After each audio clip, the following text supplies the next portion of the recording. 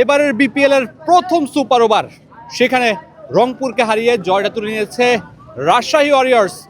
কি দুর্দান্ত বোলিং করেছেন রিপন মণ্ডল, এই বোলিংটা নিশ্চিতভাবে দর্শকদের অনেকদিন ধরে মনে থাকবে। কনকনে শীত, প্রায় 12 ডিগ্রি তাপমাত্রা এখন সিলেটে। সেই 12 ডিগ্রি তাপমাত্রায় রাত এখন 10:30 বাজে। এই দর্শকরা রাজশাহী এবং রংপুরের খেলাটা দেখেছেন, তাদের সাথে একটু কথা বলতে চাই। এই কনকনে ঠান্ডার মধ্যে খেলাটা দেখেছেন, ঠান্ডা কি লাগছে যে উত্তাপ ছড়িয়েছে ম্যাচ? না না, যে রাতে ঠান্ডা লাগছিল প্রথম মোহনকো শরীর ফার্স্ট শুটের যে সুপার ওভার দেখলাম, কেমন উপভোগ করেছেন ম্যাচটা? অসাধারণ, এক কথায় অসাধারণ। কার খেলা সবচেয়ে বেশি ভালো লেগেছে? সেটা তো রিপন মন্ডল ম্যাচ ঘুরে দিয়েছে পুরা। রিপন মণ্ডল ম্যাচ ঘুরিয়ে দিয়েছে। রিপন মণ্ডল তো সবচেয়ে যে টুর্নামেন্টে খেলেছে সেখানেও বেশ ভালো করেছে। অবশ্যই অবশ্যই।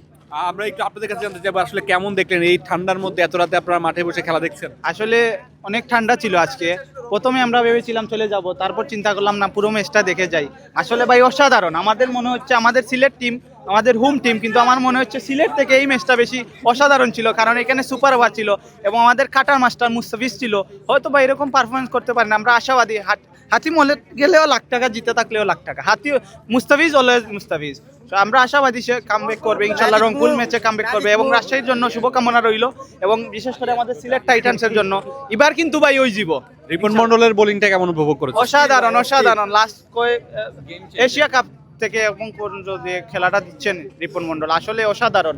আমরা এরকমই চাই বাংলাদেশে এরকম প্রতিভা হোক, এরকম ক্রিকেটটা আরো দূর এগিয়ে যাক, সেটাই আমাদের প্রত্যাশা ভক্তদের। আমি আর একটু কথা আপনাদের সাথে বলতে চাই। আসলে দুর্দান্ত একটা ম্যাচ, এই শীতের রাতে, এই ঠান্ডার মধ্যে আপনারা অনেকেই দর্শক দেখলাম যে ছিলেন। সবকিছু মিলে রংপুর আর রাজশাহী, শক্তিমত্তায় রংপুর এগিয়ে রাজশাহীতে, কিন্তু শেষ পর্যন্ত রাজশাহী কিন্তু ম্যাচটা জিতে নিয়েছে। আপনারা কেমন উপভোগ করেছেন? আসলে আমরা রংপুরের খেলা দেখতে আসলে খুব ভালো লাগছিল, কিন্তু রংপুরের লাস্টে দিয়ে খবরে মাত্র 12 রান না 14 রান লাগে, তারা চাইলে লইতে পারে। 1 রানও লাগে, তারা গিয়া ফিসকি গেছে। আর রাজশাহী কিন্তু খোয়ার মতো, কারণ তারা কি ম্যাচটা ঘুরাইছে। আসলে রিপন মণ্ডলের প্রশংসা করাই লাগে, কারণ এশিয়া কাপটা কি এখন পর্যন্ত জেলা খেলের, তার খেলাটা আসলে মুস্তাফিজের লগে তার তুলনা করা যায় এখন, কারণ বিপিএল ইলাকান ম্যাচ অস্বাভাবিক। তো মুস্তাফিজের সাথে তো রিপন মণ্ডলের তুলনা করলে না করা যায়, কারণ এখন বিপিএল তারা অবশ্যই রিপন মণ্ডল আজকে ভালো করেছে, অবশ্যই এটা মানতে হবে। কিন্তু সবার মুস্তাফিজ কিন্তু ডেথ ওভার স্পেশালিস্ট হিসেবে মুস্তাফিজকেই গণ্য করা হয়, কিন্তু আজকে সুপার ওভারে মুস্তাফিজের কাছ থেকে যেটা আশা করেছিলাম সেই আশানুরূপ রেজাল্টটা মুস্তাফিজ দিতে পারেনি, কিন্তু ইনশাল্লাহ সামনে মুস্তাফিজ আরো ভালো করবে।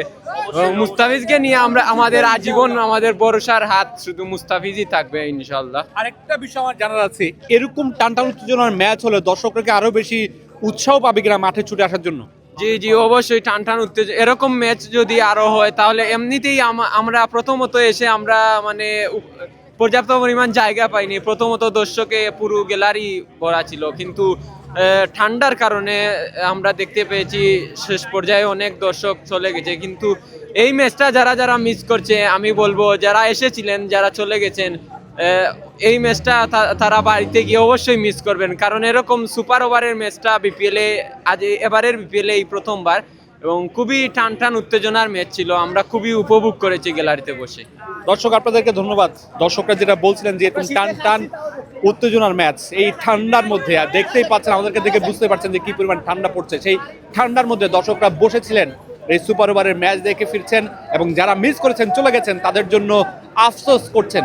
রিপন মণ্ডলকে ভালোবাসায় মুড়িয়েছেন দর্শকরা এবং বলছেন রিপন মণ্ডল এখন মুস্তাফিজের সমকক্ষ, মুস্তাফিজকে টেক্কা দিবেন ভবিষ্যতে। Mamunur Rashid, star news, Sylhet.